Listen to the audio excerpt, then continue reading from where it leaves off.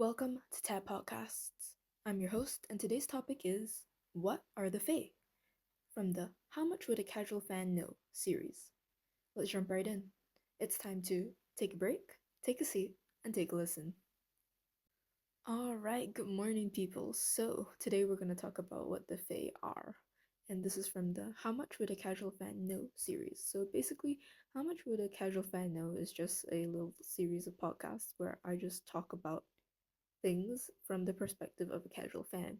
And it's answering the question if you've been kind of following something that you've been a topic that you've been interested in for a few years, just how much would you know about it? Like just casually following in, hearing a story here and there, but you've never really researched it. Just how much would you know if you were to just info dump? Yeah. So today the topic is what are the Fae? So, from my knowledge, the Fae have like a lot of names. They're the fairy, the fair folk. They can be spelled Fae, Fay, Fay, Faerie.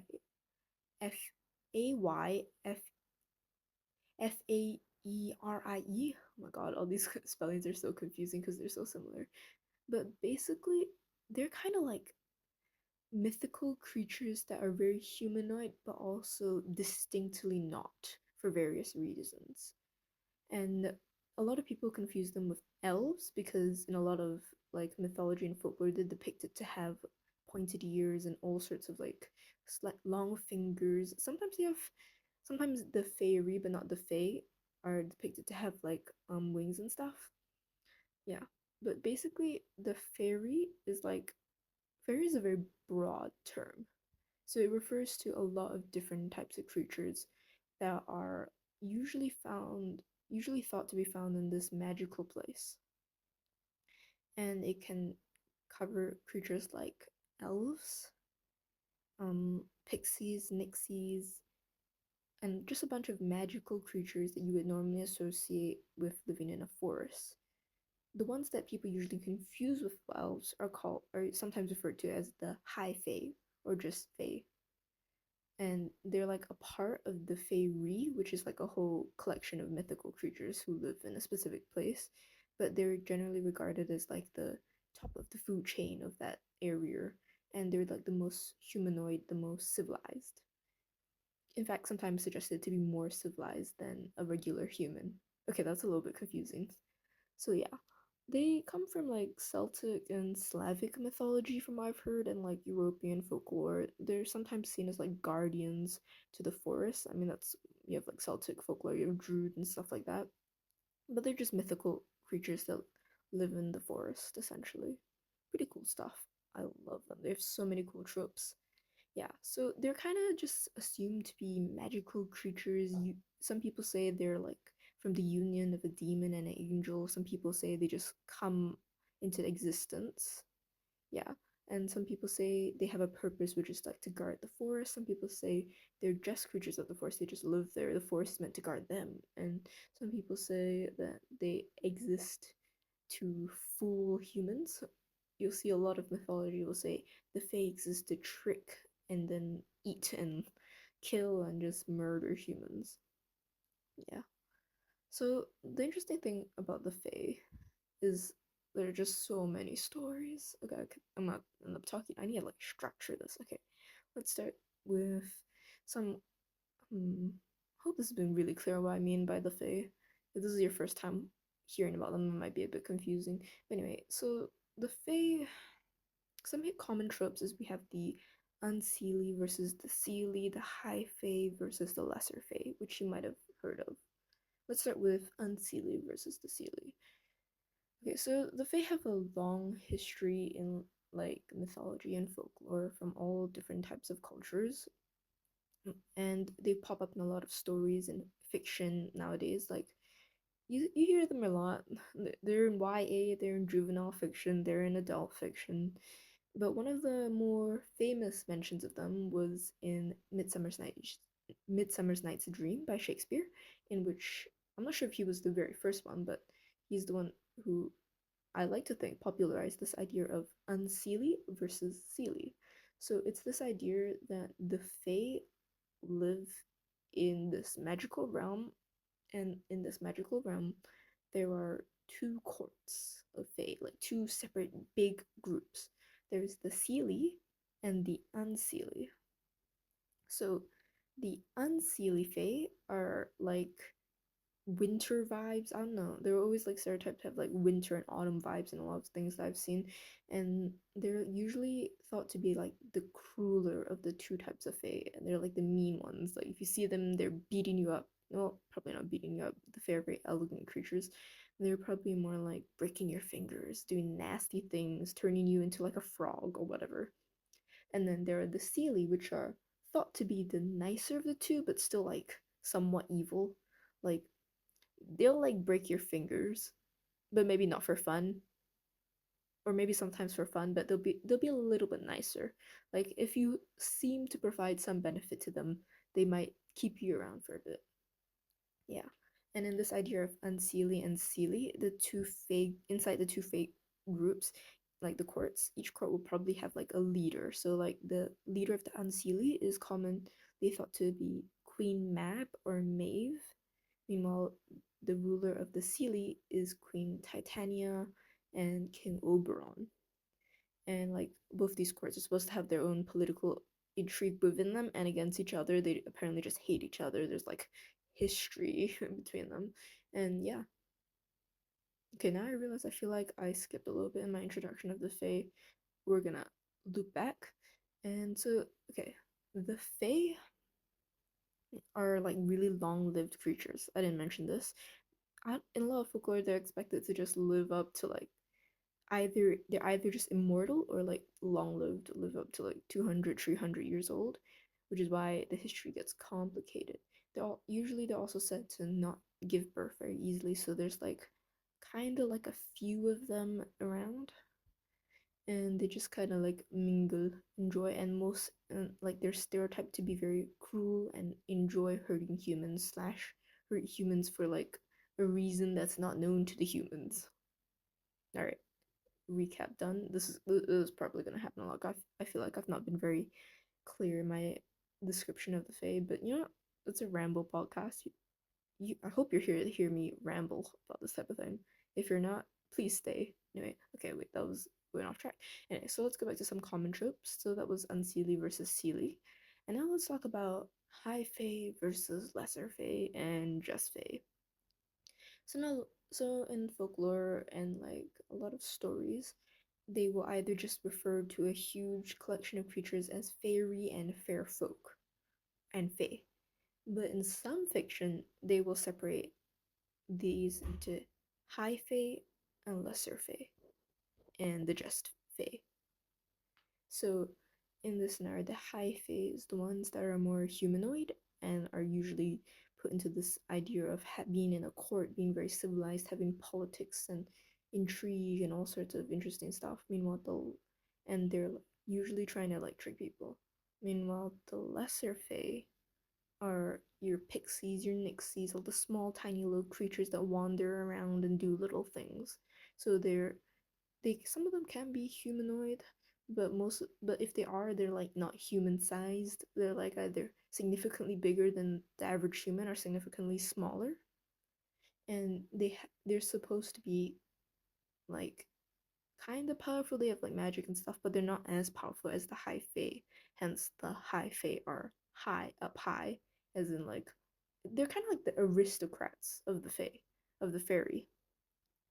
Meanwhile, the lesser fae are like what I guess we can say the common folk of the fairy, but in the fae world would still be considered higher than the average human. Because remember, the fae do not like humans. They like to let's lots of stories about the stuff they do to humans. Nasty, nasty things. Yeah, so and then of course in this idea we do have just fae, which is sometimes people don't separate theirs into high fae, lesser fae, and they just have fae in their stories. But on the topic of like lesser fae, because after this is just gonna be a quick segue into the lesser fae. After this, we're literally just gonna talk about high fae from here on out. But so basically, the lesser fae we have pixies, nixies, nymphs, forest spirits, and naga. Generally, when you think of fairy, as in like Fairy, this is what you kind of think of. But in that And but like in the terms of Faerie, the other one, which is like Faerie, it's the same things that you would expect, but like significantly nastier. So like pixies, when they're known as fairies, as Fairy, would be oh Tinkerbell and all those cute little things that put things under your pillow and take your teeth from your pillow and put money there. Meanwhile, a pixie in like fairy stories, Faerie, would be the nasty, horrible little people who go up to you, pull your hair when if you somehow get into Fairyland, fall asleep, and just when you wake up, it's not a good time to be alive. Nixies, I'm actually not really sure. I haven't really heard a lot about them. I think they're just like water pixies. They're like pixies that stay near the water. And yeah, you don't want to wake up near those things. Then we have nymphs. They kind of just live in the forest, protect the forest. Forest spirits, sometimes regarded as just the same thing, different name. Sometimes they're a little bit different. Nymphs are usually women or look like women. Meanwhile, forest spirits don't usually take on a humanoid shape and can just kind of like wander. Then we also have like the naga, which is like sort of like a snake creature, but like imagine like a huge snake that lives in nature and is just like when I mean huge, I mean like enough to wrap around a building. Yeah, like just comically enlarged snake, and which acts like a normal snake and would just try to eat everything around it. Then we also have ents, ents, which are like once again like forest spirits. They kind of like guard the forest, but like ents are like instead of like just being like a spiritual little glowy thing or like a woman figure like nymphs, ants are just literally trees. They're just giant trees that can kind of move, sometimes described to sort of have like a face on the trunk made out of the swirls of the wood and that kind of thing. And they just don't like it if you cut down burn trees in their area. They'll just go after you and try and kill you, or really just try and drive you out, because if they kill you there's blood on their precious like land and stuff. It's messy. There's so many creatures. Anyway, so that's like the lesser fae, at least the more common ones that I feel like I see in stories. There's also some others, like each culture has their own little fairies and stuff. They, for example, in Roman Romanian folklore, there is this like thing called the Iele. I can't pronounce it. Iele, which is sort of like a little. It's very similar to like nymphs and stuff, but it's just like this lady like fairy figure, no wings, who's like scantily clad, who tries to seduce people to kill them. Yeah, you'll find a lot of these stories. It's somehow or rather the human ends up dead. The pixie pulls the hair, and when you're a little distracted and nothing good happens. Nixies, I think they try and drown you. Nymphs, if you trespass in the forest, they seduce and kill you. The forest spirits just directly kill you. The ents also directly kill you, and the naga eats you, and the Iele seduces you and kills you. Oh wait, well, I just remember another really well-known type of like fairy, lesser fae thing creature. It's the kelpie. I'm sure you guys have heard of this one. So the kelpie is like a water horse.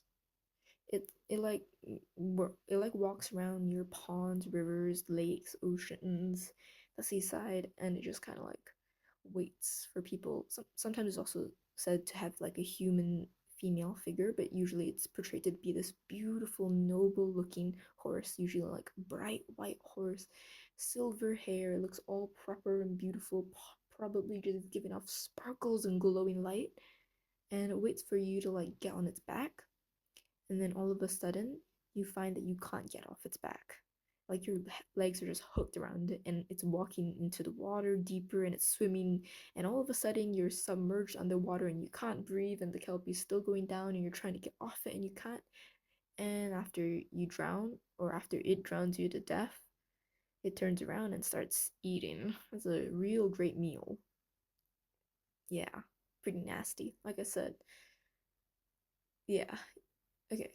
Oh, I forgot to cover one more thing.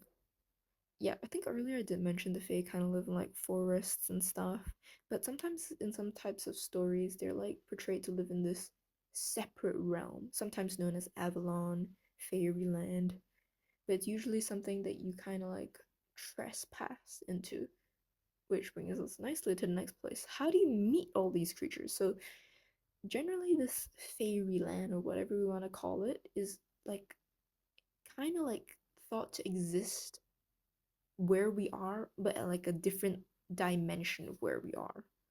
Like if realms and dimensions were like the same map, the same map of where we are, but it's like a more magical version and it's like layered on top of ours. So you can't see it, and there's only one way to get to this fairyland, which is you have to cross into one of their like entrances. In a lot of stories, these entrances you either can't get into unless you are with a fae, or you somehow have to like you won't even know it's there and you just accidentally trip into it and then you get all the nasty stories of being eaten alive. So like entrances might be like a waterfall, a little cave, you walk into it behind some bushes, down a very, very old well and stuff like that. And of course there are the stories where the Fae just kind of live in a deep forest. Although folklore, when the Fae live in a forest, it's usually more like folklore. So you see, like in the folklore, you have this little story of some people who live near the forest. They go in the forest, they find the Fae, and they get eaten. So that's like old mythology and stuff. But in like newer fiction, in YA, adult, juvenile, what happens is we live in like a modern world. So like the mythology obviously happens in medieval world, but for like the fairylands and stuff where you have to find special entrances usually happens in a more modern, I can't pronounce that word for some reason right now. Okay, modern world where there's skyscrapers, people have phones, and then usually it follows like your protag who somehow goes to like a more naturally landscaped area and falls down some hole and finds himself in fairyland, and all of a sudden everything they ever knew is just overturned and magic exists. Yeah. Yeah. And in a lot of modern fiction, sometimes it will be implied or suggested that humans can go to fairyland with like a fae guiding them, but it doesn't really explain what happens. I assume it kind of goes along the line of the fae know these entrances and sometimes come out to go visit the humans and make friends sometimes. That's it. There are stories of course, I'm sure the Fae also come out not to just make friends, but also to just kidnap, kill, steal humans.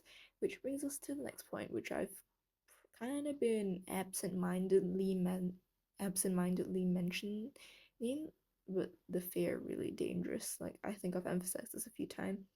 Lesser Fae just try and kill you. High Fae are a little bit more civilized. Their pain is like if the Lesser Fae walks up to you, tries to drown you, eat you alive, crush you into bits. The High Fae mess with your mind. Sorry, PG-13. Anyway, they like go up to you. They play their mind games. They use their magic. They turn you into silly little creatures like a little frog or stuff. They mess with you. It's not good. Anyway, so basically a commonly regarded thing is that like it starts from the folklore and mythology, of course, because the folklore and mythology started to like warn people in the past, don't go near forest, don't go into deep forest because there are things living in there that you cannot fight. And so we get these beautiful creatures that look humanoid but aren't human, but are distinctly not humanoid, and they're just nasty things that live in the forest and try and kill you. I think this kind of story is usually just to warn like kids and stuff. Like the original mythology and folklore was made to warn off kids from going deep into the forest, but I guess it could have also been for like other purposes, like just telling people in general not to go into the forest. Meh, who knows, honestly? But just it's like the stereotype from, I assume, its origins, but the Fae are dangerous, dangerous creatures, all kinds, and their world is essentially toxic to this. That said, the Fae are also really particular creatures. They're like sometimes they're expressed to almost be like a higher form of humans. They even like stories where the world is more modernized, the Fae kind of exist as like a older set of creatures, always a little bit set back in the ways.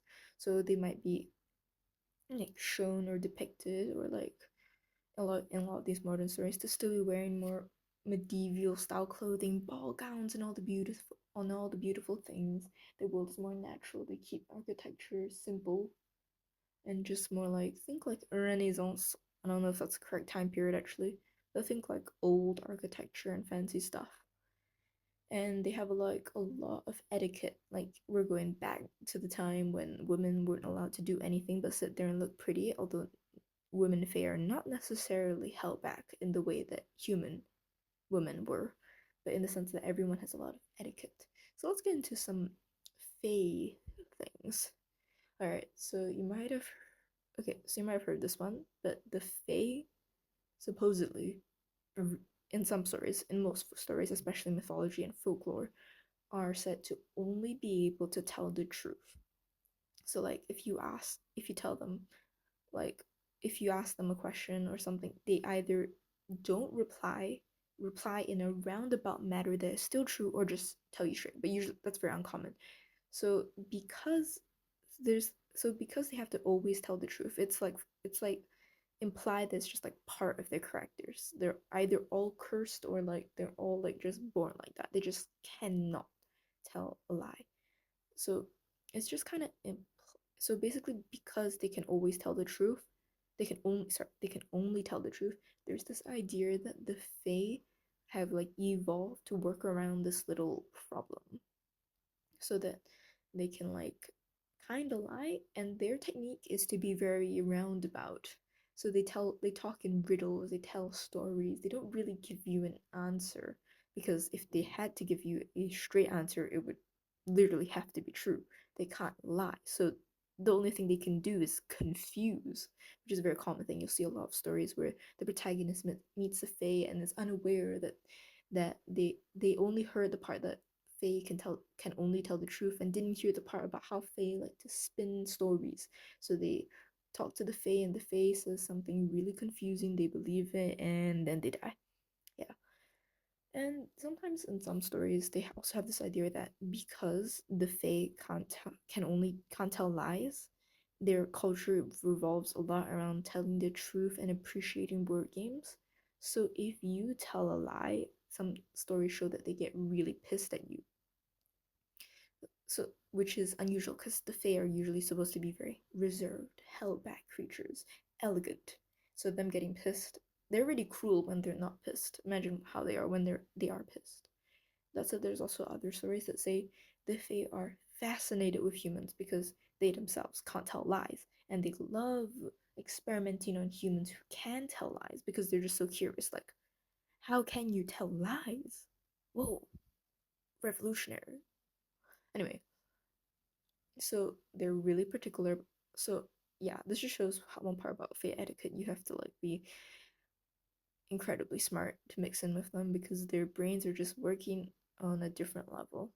Which is why a lot of Fae stories have like political intrigue with the Unseelie and Seelie courts, because once again these creatures very reserved, less fighting, more talking, mind games, playing with hidden stuff. Yeah. Then there's this other really common stereotype or story, mythology, lore, or whatever, is that the fairy and true names. You might have heard this one. Don't tell the fae your name, no matter what you do. So there's this idea, I think it's some from folklore stories, and it was probably like a story for children about stranger danger. Like even back then in the past, they were like, children, don't tell random people your name. Just don't tell them anything about them. In fact, just try and run away. So, but anyway, for the Fae, it's this idea that if you tell the Fae your true name, it gives them a lot of power over you. So, say like you have an encounter, the first thing that the Fae creature might ask is, "May I have your name?" In which case, if you say, "Sure, my name is da da da da," you're screwed. Immediately, they can kind of like just directly take control of you and do whatever they want with you. It's like signing over a slave contract if you give them their true name. And it's, of course, it works the other way around too. So if you somehow, by any means, usually very difficult, worked a lot of hard through a lot of trials, managed to get a Fae name, like their true name, you also get a lot of power over them. Like you could just also just control them. So in a lot of stories, you'll see that the Fae have grown methods to escape this. So they come up with nicknames, so you don't ever refer to them. So they don't ever tell you their real name. And their nicknames or fake names or whatever you want to say are usually like humor normal names like for example we have Queen Mab, Titania, Oberon, you might have heard of them. Meanwhile their real names in a lot of stories are just shown to be like really complicated. They're like a long string of letters that you can barely pronounce, that kind of thing. Yeah, so if you're wondering, what do you do in a hypothetical situation when a fae asks your name? Well, like I said, you can come up with a nickname. So it might go something like, "May I have your name?" And you go, "No, you may not, but you can call me XXXXXXXXX." Yeah, and that's actually really interesting if you think about the phrasing of it, because like I said, Fae are particular about the phrasing. Because when you say when the Fae creature asks, "May I have your name?" they're not just asking to know your name; they're asking if they can own it. And like I said, in mythology, the name is really interconnected with who you are.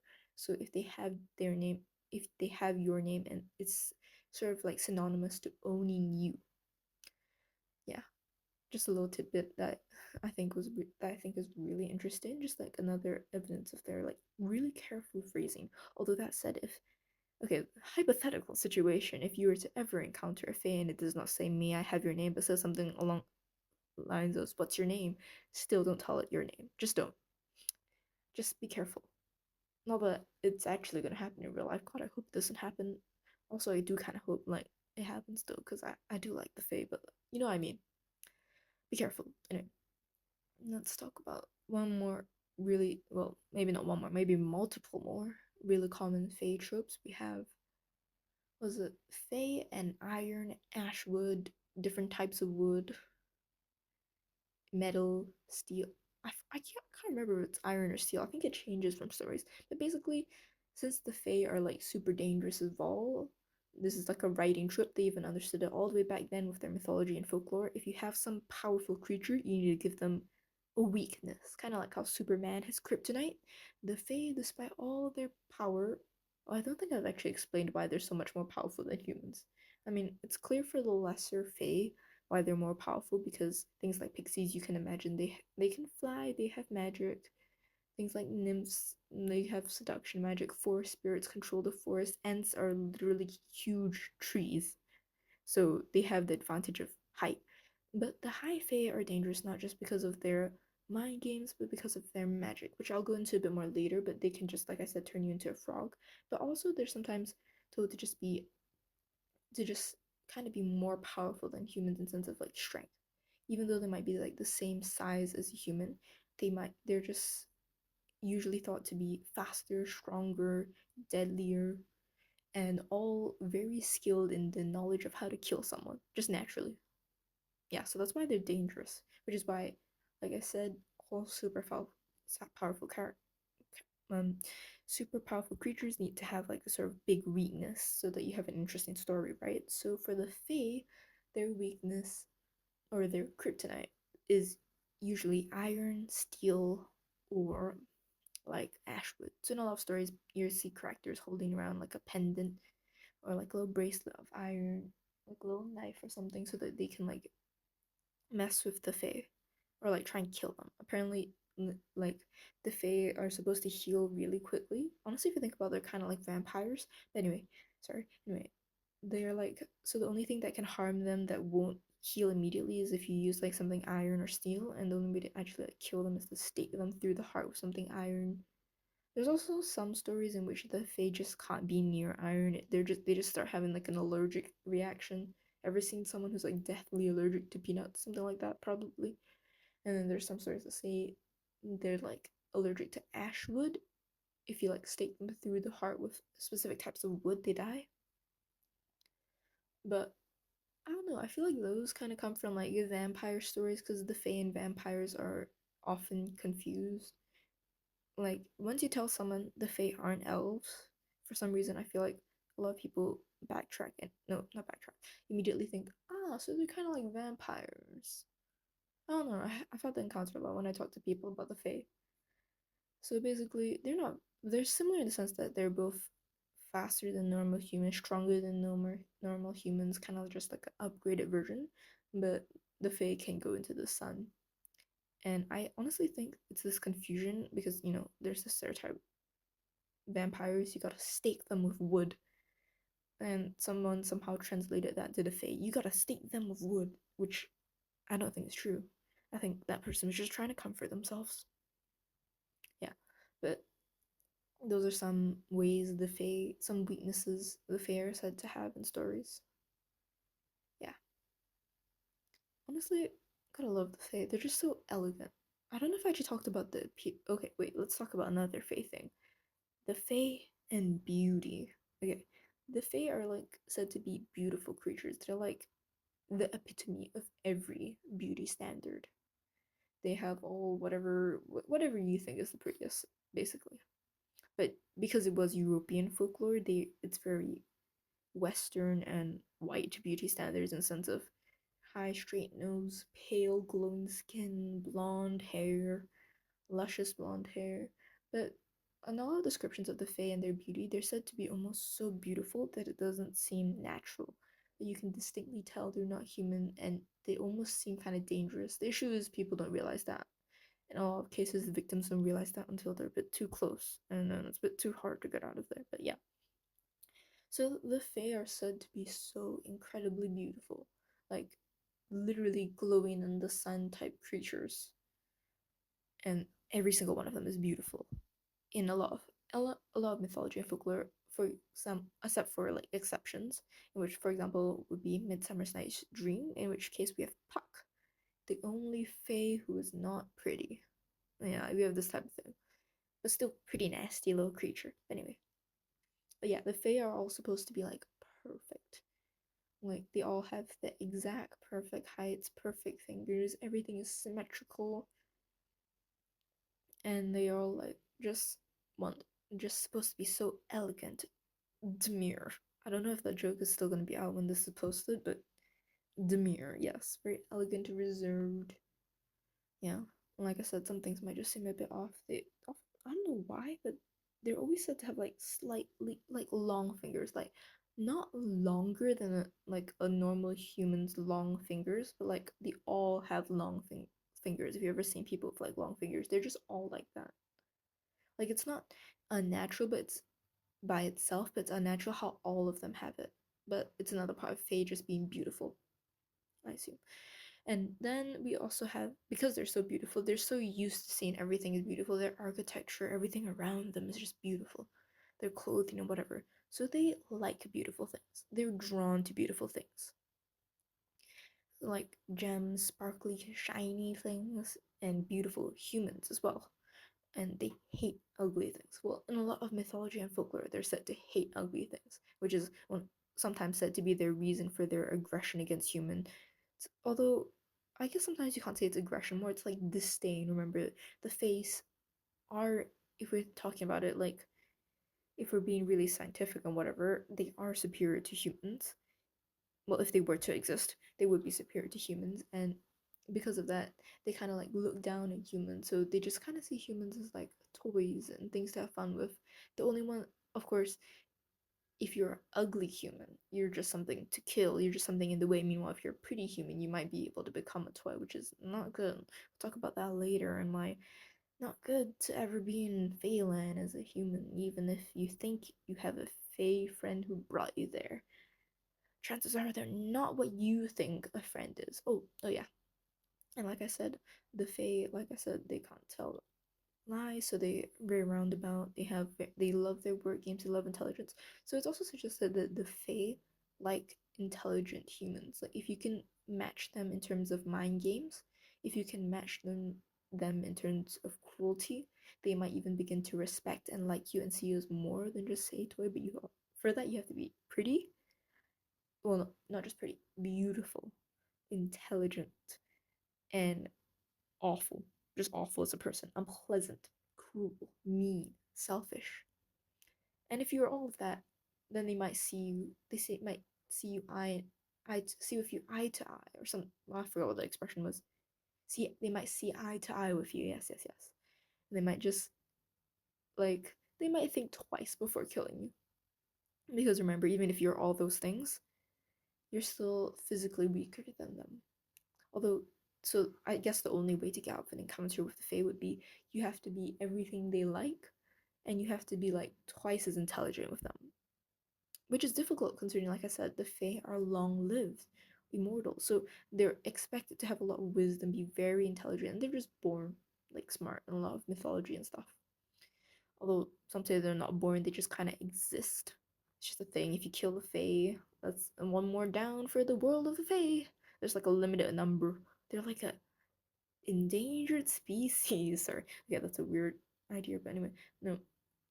But yeah, sometimes they are said to be able to have children, and these children, I assume, just kind of are perfect from the very beginning. Okay, where are we? What else can we talk about the Fae? Yeah, this has been so scatterbrained, but I hope you guys are enjoying this ramble session. Anyway, sorry, let's keep going. Okay, Fae and bargains, favors, and promises. Here's another big thing. Like I said, the Fae love their word games, and one of their favorite word games is getting bargains, favors, and promises. They love bargaining and doing contracts and stuff and having promises. So if for some reason you ever find yourself in Feyland, I don't know why you did that. Best of luck. And you're making and just assume that if anyone ever asks to do a contract, a bargain, a favor, asks you to promise something, it is binding. Like magic will come into play, and there is no way to get out of it. In a lot of stories, you'll see there's this idea of ancient magic that's even older than the Fae. So whenever you make a bargain, a favor, or a promise with the Fae, this old ancient magic comes into play and it kind of binds you to it. So like if you break your promise, you're dead, or worse than dead, you're like enslaved. But like anyway, so there's this idea like, the Fae love their truth because they can only tell truth. So they also don't like it if you don't keep up your promises. Sometimes in stories they don't have this magic thing that binds you to your promise, but a lot of times you do. So the Fae just don't like it if you just don't keep up with your promise. And another thing with the Fae and their bargains, favors, and promises, a lot of times, okay, there's this idea of never enter a contract with the Fae. There's this idea of too good to be true, they're always cheating you. Remember, to them, the bargain is sort of like a game. It's a game. They're making bets and having fun. To you, their terms might be something like, you die or you do this. You know what I mean? Like that, so for you it's like a lot more lethal, while for them it's kind of like this fun little game. It's very hard to win a bargain against the Fae, and it's very hard to win a bargain that's favorable to you. Like even if you kind of get into like a contract and you somehow carry out your side of the deal, doesn't mean that your end result will be good. So in a lot of folklore there's this warning: never make a deal with the Fae. You'll never benefit. That said, sometimes you have to be careful because other than bargains and contracts, they have favors. And okay, the Fae love favors, especially favors of like unknown parameters. Because so when you talk to a Fae a lot of times, never say I owe you a favor or thank you. I owe you a favor is pretty obvious because like I said, there's like binding magic around these kind of words in the Fae land or in stories regarding Fae. But basically, if you owe them a favor, they can make you do whatever they want once. Because it's a favor. You owe them. You have to do something for them. And the most dangerous one is when you just say, I owe you a favor, and you don't say anything like, I owe you a small favor, I'll help you do something, and you don't set out very specific areas of like what that favor means. Because I owe you a favor, if you don't specify, they'll just assume it can mean they can ask you for your life, your firstborn child, and whatever. Yeah, and like I said, also don't say thank you, because in a lot of Fae stories, they have this idea that, say, they pass the salt to you at the table, at the metaphorical table. And we'll get to why don't eat with the Fae if later. But anyway, so say they ask to pass the salt and you pass the salt. No, if you ask for them to pass you the salt, they pass it, don't say thank you. Because they'll take it as what you mean is you instantly owe them a favor. Like thank you is it like an instant admission. It's the equivalent of saying I owe you a favor in some mythology. So just don't say it. Keep away from it. A lot of things to keep in mind. I'm actually not sure if you're allowed to say please. I don't think so. No, I think probably best to stay around away from it. But like I oh yeah. But the thing is, you can't say thank you, right? But you're still expected to be See, like I said, the Fae have a lot of etiquette. They're like old humans. They love their truths. They love their word games. They're very elegant and reserved, and they're very polite. They're very particular. They'll be very polite, and they expect you to be polite back. They expect you to uphold the same etiquette. Like they will, yeah. So you kind of can't just be mean to a Fae or rude. You have to be polite, or they get pissed off.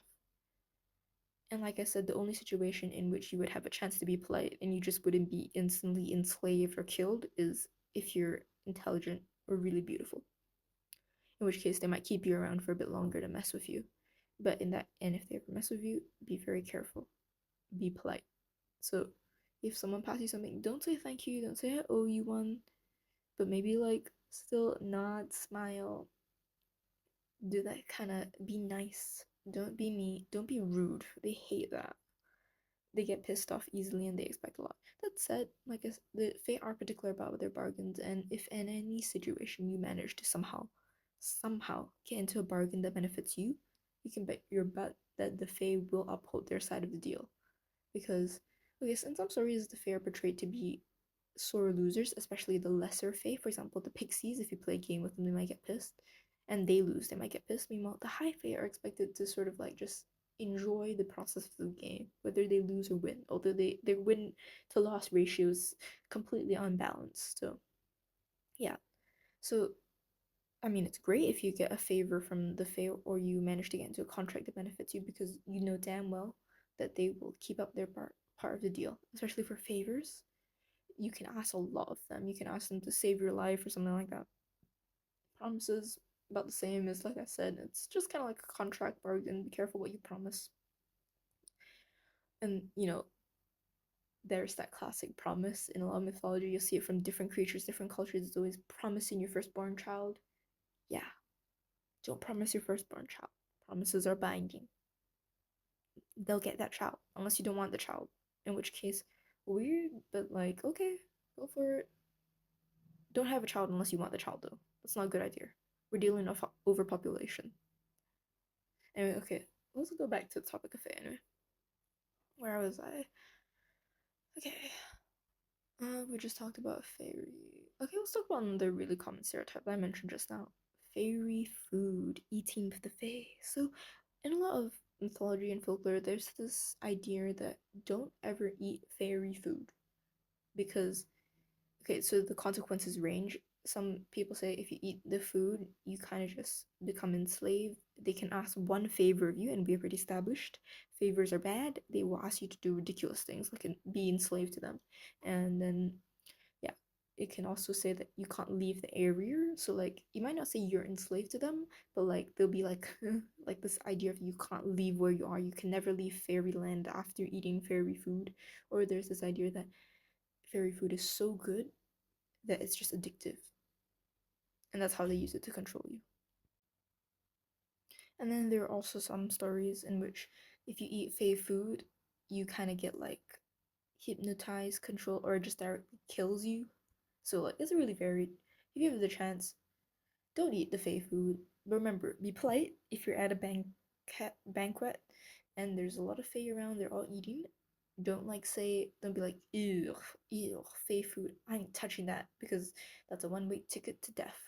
So be polite, just kindly refuse, try not to eat it unless a fae specifically tells you you will have nothing bad will happen to you. By the way, like I said, be careful with the fae. If they say you can eat, it does not mean there are no bad consequences. Check with them. Make them say it. That there will be no bad consequences. Because if they just say you can eat, it's that old English things like the teacher tells you, you ask the teacher, can I go to the toilet? And the teacher asks, can you? Do you have the ability? So the fae will say something like, if you ask the fae, can I eat? And the fae replies, you can, they might just mean, yeah, you have the ability to pick the food up, put it in your mouth, and chew, but you might not have an ability to face the consequences after. You know what I mean? Yeah. So be careful with fairy food, but be polite in declining. Now, we also have another fairy trope. Actually, you know what? Before we go to that, PSA message, quick PSA. Take a stretch break. Roll your shoulders. Sit up straight. Whatever you're doing, stop for a second. Take a few deep breaths.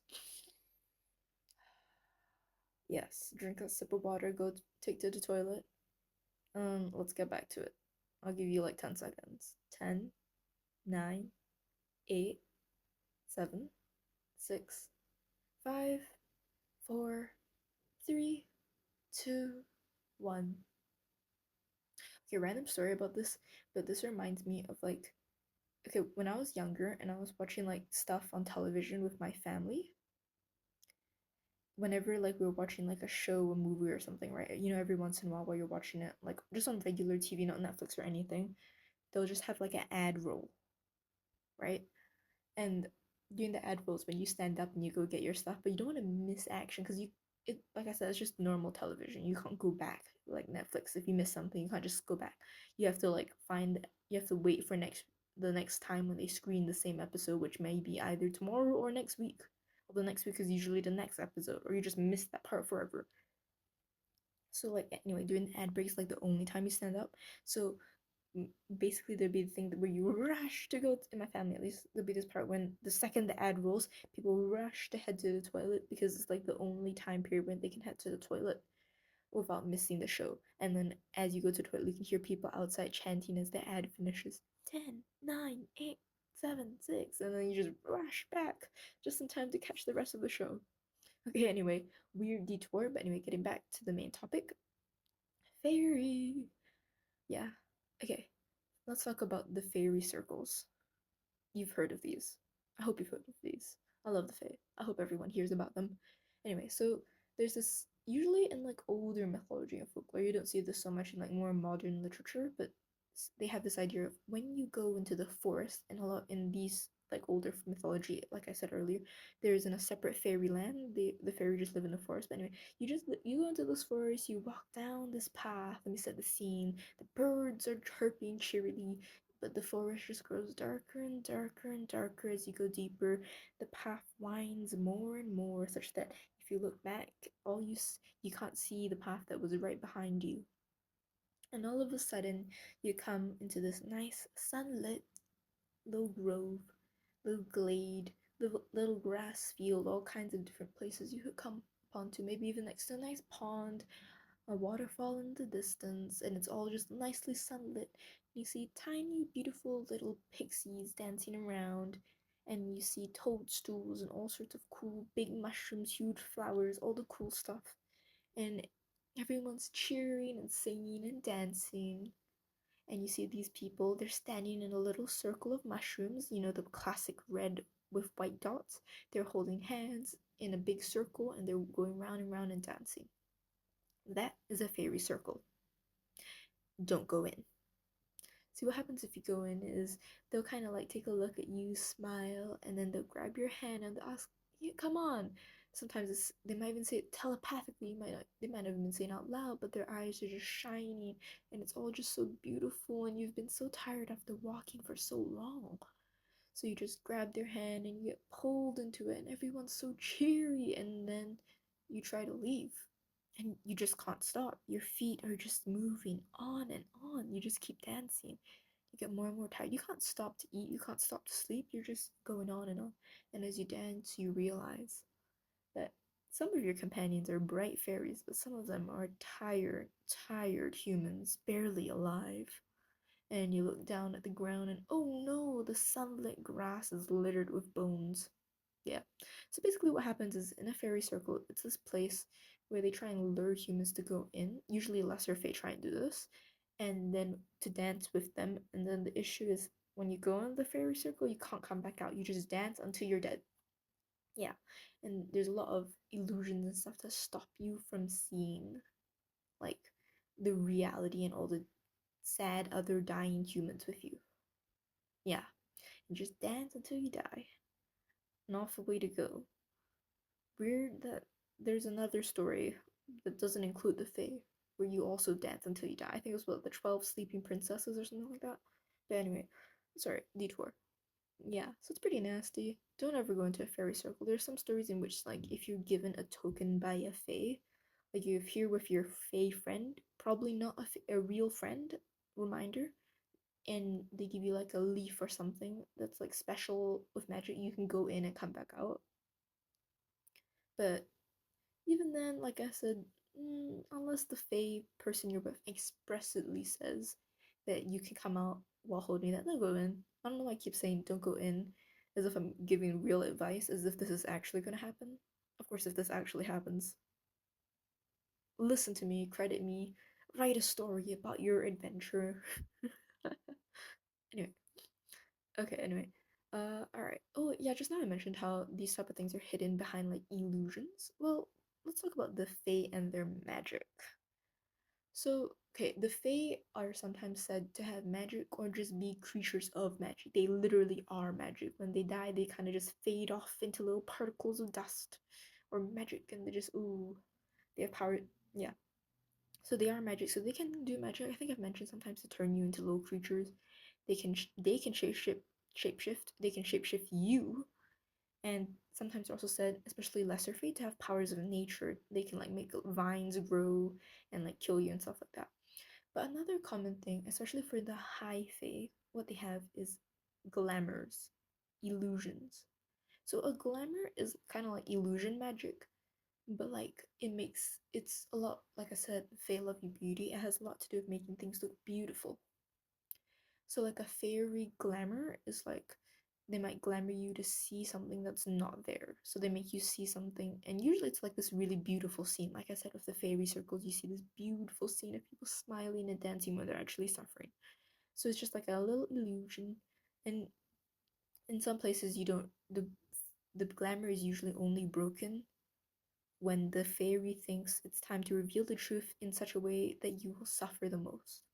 Yeah, like I said, they love your suffering unless you're really pretty and intelligent and everything they want you to be. Oh wow, sounds kind of like parents. Anyway, sorry. That was uncalled for, but also really funny. Anyway, sorry.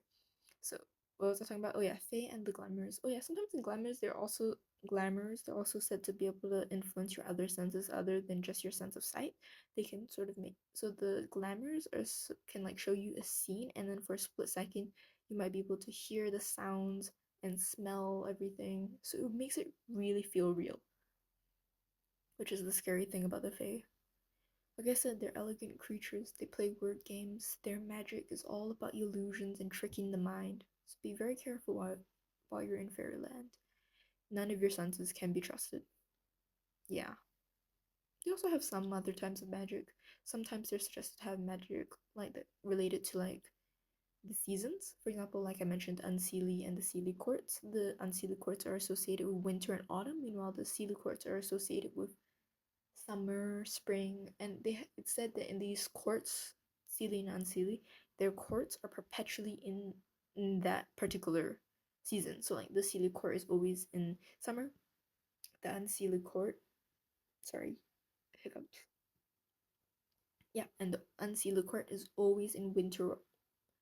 Yeah, usually it's summer and winter, but like they're associated with summer and spring and autumn and winter. But the season that they're kept in is summer and winter because they're like polar opposites. Seelie versus Unseelie, kind of good versus bad, more like neutral versus evil, if we were being precise. But yeah, all right, that's with Fae and magic. Gotta love their magic. It's kind of cool, but also really scary. Yeah, play a lot of tricks with all that stuff. Oh, it's another thing. They usually use these glamours to hide the entrances to fairyland. Okay, yeah, and they also use it, and they use magic in general to create the entrances. All right, let's talk about Fae and the humans. Let's like move into the realm of Fae and what they do with humans. Like I've mentioned, if you ever encounter the Fae, it's usually not going to be good, and the Fae appreciate humans. They're beautiful and intelligent, but like I've said, the Fae usually lived deep in forests or in a separate realm. So how do they meet humans? What happens other than them just killing them? Okay, So for things like forests, the Fae just kind of stay there. They're kind of territorial, and they, like I said, they're old. They don't like change, so they're just like staying where they are, enjoying their never changing seasons, and just chilling and being beautiful. So basically, usually they don't go out. It's usually the humans that go into the forest, which is why you have mythology to tell you not to go in the forest. But anyway, so what happens is you have like a unsuspecting human who goes in the forest, and then they get tricked, and then they get killed or enslaved, depending whether they're beautiful or ugly. Killed if they're ugly, enslaved if they're beautiful, not good either. Either way. But sometimes the Fae will come out of their little forest to do very specific things. And that is where we have changelings. So this is more like old folklore mythology. I think I read this somewhere. One of the few times I actually did a little bit. Well, was it really research or just something I passively read about? Anyway, so this is old story about the Fae and their changelings. So this is one of the few times where the Fae actually come out to interact with humans. And basically, there's this story about this couple who has a young child, and at night, not known to them, their child gets switched out with a Fae child. Like I mentioned, sometimes fairy are said to have children, sometimes they're not. But anyway, these Fae children are known as changelings. I'm not sure if they're high Fae or lesser Fae. They're just kind of Fae, and they're just nasty. They look kind of like babies, but like kind of distorted, and they're notably ugly. So it's said that the Fae do this because, like I said, the Fae love beautiful things, and Fae children in some stories are not said to be just born beautiful, they're said to be born ugly. So, or not even humanoid. So, in order to help them grow up humanoidish, they put them in human families. And like I said, they're changelings, so they like sort of adapt to their surroundings. So, kind of like chameleons. So, yeah. So in some stories, Fae are just born beautiful, but in some stories, the Fae are born ugly changelings. So they have to be put into human households so that they grow up and look kind of like humans. And then the Fae takes them back. And also, it's also said that changelings are very difficult to raise because they want for a lot of things. And can you imagine these elegant Fae creatures just raising a squealy baby? Oh hell no! So what they do is they just pass it off to an unsuspecting human family, and then they come pick it up later. Sometimes the family is drained of all it has, and has the changeling has to go through multiple families, but you get the idea. They drop off the child, and the changeling from a young age already is like nasty creature. It's already like more intelligent like than the average baby. It can like speak even at like 1 month old. And it uses intelligence to do awful things. So like I said, the fairy children changelings are expensive to raise. So there's this story about this old couple whose child gets switched, and all of a sudden they wake up and they see this ugly squealing baby, and it's talking and it's shouting for food. So they give it food, but it keeps saying it's hungry, so they have to keep giving it more and more food. I assume this is probably because fairy food is different from human food, and like human food isn't as nutritious or as fairy food. Remember, the fairy are just supposedly superior, so fairy food would be superior to human food. So because of that, human food is like inferior in a way. The baby has to eat more, or the changeling, let's say, has to eat more human food than it would have to eat fairy food. So because of this, the changeling basically eats the family broke. The family just has to keep buying food and more food, and then the changeling just never feels full, and it's just awful breaking things, shouting.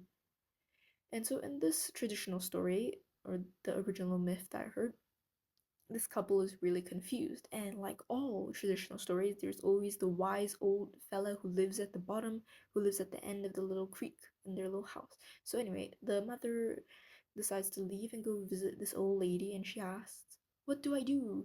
She asks about the child, and she says, oh my god, one day I woke up and my child just looked drastically different, and all of a sudden it's screaming for food. So this is where the story gets kind of like okay, weird, but and kind of unbelievable, but it's kind of, I mean, it's like, it's mythology. So and the old lady's like, why? She's seen this happen before. So she goes, all right, listen here. What you need to do is you need to break open some eggs, but pour out the egg, the inside, the yolk and the white, into some separate bowl or something. Right? Then take the egg shells and and whenever the child says it's hungry, boil water in the eggshells and say, this is all we have, and present the eggshell to the child or the changeling. and just keep doing that. All right, so the mother's like, weird, but okay. She's just happy to have a solution to get this thing out of her house. She kind of knows it's not her child anymore. And as for why she didn't just take it out and put it in the forest or like just kill it, I don't know. Maybe it's because it kind of looks like a human child and she would be accused for murder and then the rest of the village would burn her as a witch. Yeah, but anyway, so she goes back. This couple goes back and they like take the little eggshells and they boil water in it. And then the changeling asks, "I want food. Where's the food?" And then they say, "This is." They present it with the eggshell with boiled water, and the says, "This ain't enough. What is this? What the hell is this? This is awful." And then the couple just has to go, "We have nothing else. This is all we have." And the changeling just keeps they keep doing this, and the changeling just gets more and more pissed until eventually it starts screaming to go home, in which case the Fae that dropped it off has to come back, pick it up, and bring it home while returning the original child. Yeah, complicated. And of course, the original child may be a little bit changed, but they can still recover. Right, and then I I guess sometimes it's implied that ooh, success, the changeling gets taken back to fairyland or whatever deep into the forest. But also sometimes it's kind of like implied that the fairy just kind of goes on to the next family and dunks the child there.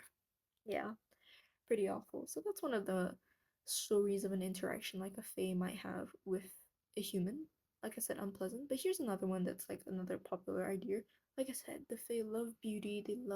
They're very classical creatures. They love their classical music, their Renaissance paintings, fancy art, whatever. So the fae themselves, while beautiful, and can spin beautiful illusions are said to not be very musically or artistically talented. They can't dance, they can't play music, they can't draw, they can't paint, but they do love looking at painting. And like I said, they live in beautiful architecture. But other than being beautiful and being powerful, they can't actually do this artistic thing. So who builds their structures, makes them beautiful, and who gives their house decor in the way of like a Renaissance house? This is where the Fae go find humans.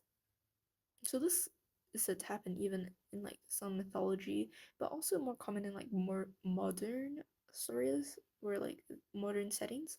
So like the Fae goes through one of their fairyland exits and goes into human land. They go to the city and they kind of disguise themselves as humans and then they find a human. And they might kill a few that they don't like, but they find a nice human artist, dancer, musician, and they just kidnap them. They trick them with their wordplay into signing some weird contract. They feed them fairy food.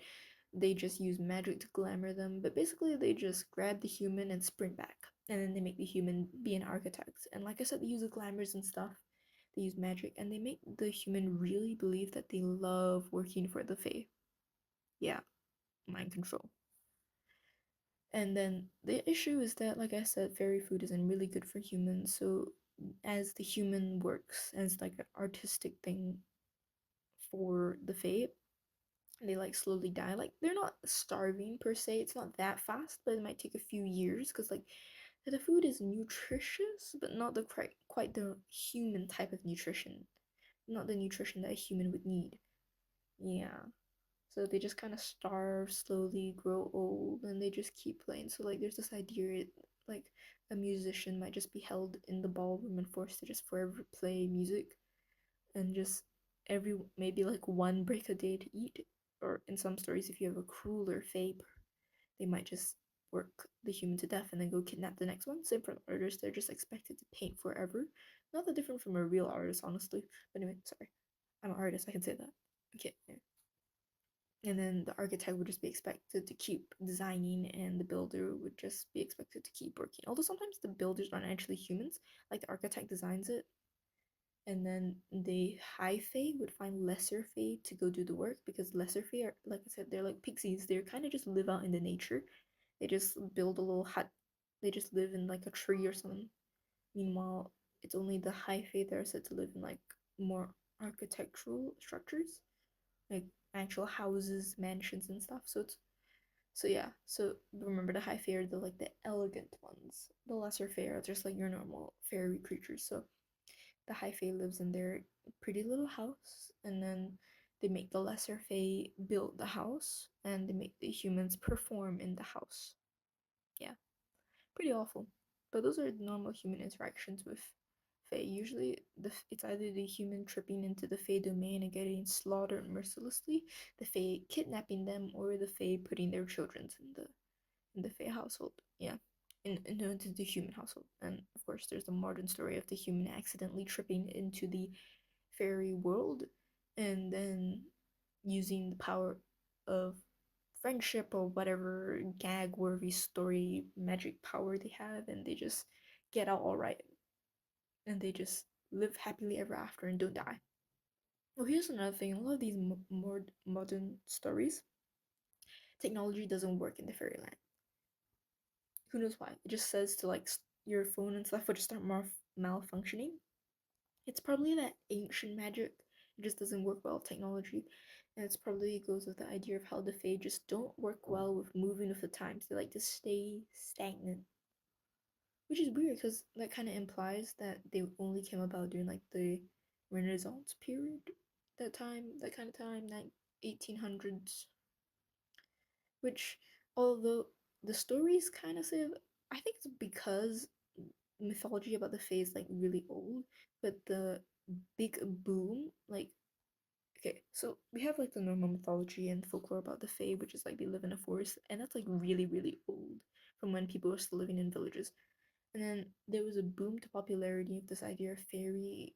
I think it was in the 1800s, where all of a sudden they just become a lot more popular and more known to the human things. So people start coming up with their own theories, and they go by based off the old mythology fair like elegant versions of humans. So they just use aristocracy, like human aristocrats from back then, nobles and stuff, and they use that as the basis for fae. That's why you have like old fae which lives in the forest, and new fae which live in either a separate world, the forest, but still live in like houses that really rival like old architecture, and they wear all those fancy ball gowns. And I think after the big boom of like interest in the Fae were generally regarded to wear ball gowns and stuff, that suits and fancy embroidered clothing. Meanwhile, it's kind of implied that in a lot of like older mythology, that they kind of just walk around naked, really just natural beauty. Yeah, take that as you will. But remember, they're also just kind of creatures of nature. They sometimes are just literally magic in a human-ish shape. So, what do you expect? Yeah. So that's kind of like there's like kind of like three big eras of the Fae. You have your good old what's it called, mythology, Celtic, like all the traditional stuff. Then you have your 1800s, 1700s, 1600s, 16th to like 18th century type big boom. I don't know if Shakespeare was alive during that period. I'm sorry, my history is horrible. Yeah, but this is also around the time. And then you have that time where like you have classic literature writing about them. You have like Midsummer's Night's Dream and whatever. And then a little bit later, 21st century, you have the current Fae, which are honestly just starting to look like a mix between elves, vampires, often confused with elves, where this idea of Fae is just kind of these pretty creatures which are no longer that deadly and befriendable. Yeah, I don't know. I don't know how I feel about this new change. I really like older Fae, where it's like there's something cool about the way they're elegant and deadly. Meanwhile, I feel like more modern Fae tends to be more like just pretty people who are stronger, but they lose that sharp cruelty and that sharpness of their mind. They just become these kind of honestly, they're just kind of stereotyped. You know those TikTok book talk, yeah. They're just supposed to be like the ultimate book talk lover or love interest character. They lost so much of that sharpness, this idea that no one but the Fae can get along with the Fae. They're just kind of like pretty things, pretty little love interest for your YA protag. Gotta thank So, well, honestly, you can't even attribute that to one story. It's just so many stories changing this idea of Fae. But honestly, you also can't blame them because I feel like after Lord of the Rings, people started just seeing when you describe like a Fae to a person, they just think, oh, it's just an elf. Well, no, because in like fairy mythology, an elf would be small, tiny little dude, like actually pocket sized. And it would be that, you know, that story about the people who try and make shoes and they work so hard, so some elves take pity on them and help them make these beautiful pair of shoes. Yeah, it's that. They're those tiny little 2-inch tall people who go around make shoes. They don't dress particularly well. They're kind of nasty sometimes, kind of nice.